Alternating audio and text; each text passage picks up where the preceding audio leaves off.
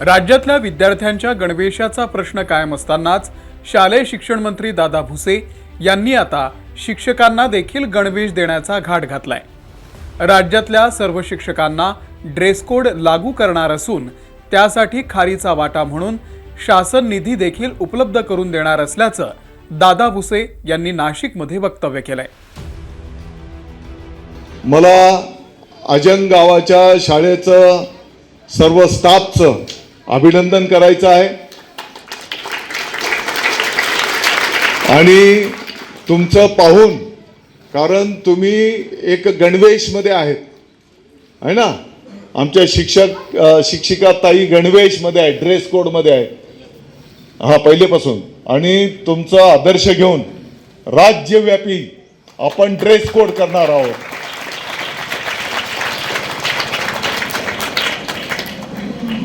आमचे शिक्षण अधिकारी साहेब,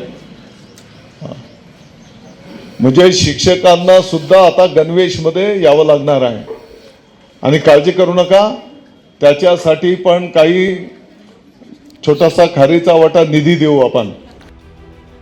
शिक्षण मंत्र्यांच्या या वक्तव्यावर शिक्षकांमध्ये संभ्रमाचं वातावरण निर्माण झालंय। काही शिक्षकांनी या निर्णयाचं स्वागत केलंय तर काही शिक्षकांनी मात्र या निर्णयाला विरोध केलाय।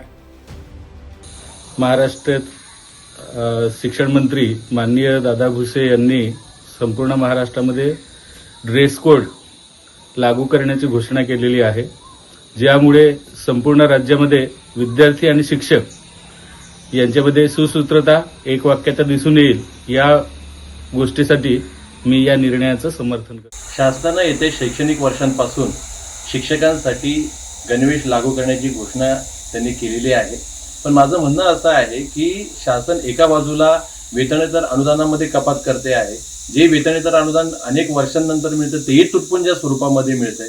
शाळांच्या सुविधा आपल्याला पूर्णपणे त्यामधून भागवता येत नाहीत।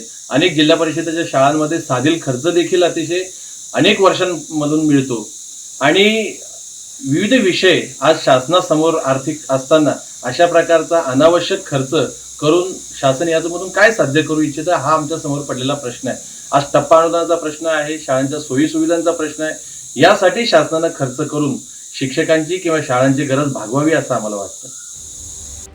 महाराष्ट्र राज्य शिक्षण क्रांती संघटनेचे अध्यक्ष सुधीर घागस यांनी सरकारनं निर्णय घेण्यापूर्वी सगळ्या बाबी स्पष्ट करण्याची मागणी केलेली आहे। याशिवाय शिक्षकांना युनिफॉर्मपेक्षा साध्या पद्धतीचा ड्रेस कोड लागू करण्याची त्यांची मागणी आहे।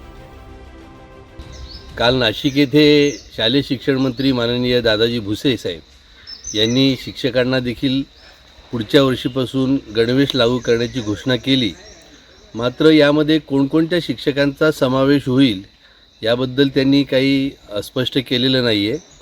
उदाहरणार्थ जिल्हा परिषद शाळांमधील शिक्षक किंवा महानगरपालिकांमधील शिक्षक किंवा खाजगीमधील देखील त्याच्यामध्ये सहभागी करून घेणार आहेत, याबद्दल स्पष्ट झालेलं नाही आहे। त्यात त्यांनी असं म्हटलेलं आहे की फुलाची पाकळी म्हणजे खारीचा वाटा म्हणून शासन देखील याच्यामध्ये काही निधी पुरवेल, परंतु ते नक्की किती निधी पुरवणार याबद्दलही काही स्पष्टता नाही आहे।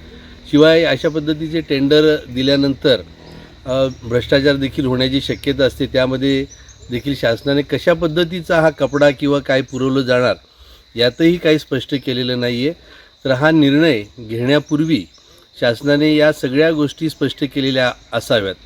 त्याचबरोबर शिपायांसाठी जेव्हा आपण गणवेश निश्चित करतो तर शिपायांना धुलाई भत्ता देखील दिला जातो, तसा धुलाई भत्ता आपल्याला दिला जाईल का, आणि हे सगळं गणवेशाची सक्ती कशासाठी ह्या देखील सुस्पष्टता त्यांनी केली पाहिजे। विद्यार्थ्यांना गणवेश आहे ठीक आहे, परंतु शिक्षकांना गणवेश अनिवार्य करताना त्याच्यातून निश्चित काय साध्य होणार आहे, म्हणजे शिक्षकांचा गणवेश निश्चित करण्यापेक्षा शिक्षकांची वेशभूषा कशी असावी अशी एक अपेक्षा ठेवणे साहजिक आहे। बाबा शिक्षकांची साधी राहणी असली पाहिजे, विद्यार्थ्यांसमोर तो एक आदर्श आहे, त्या दृष्टीने त्यांचा एक ड्रेस कोड, परंतु युनिफॉर्म हा परमनंट किंवा असं समान ठेवू नये अशा भूमिकेचा आम्ही आहोत।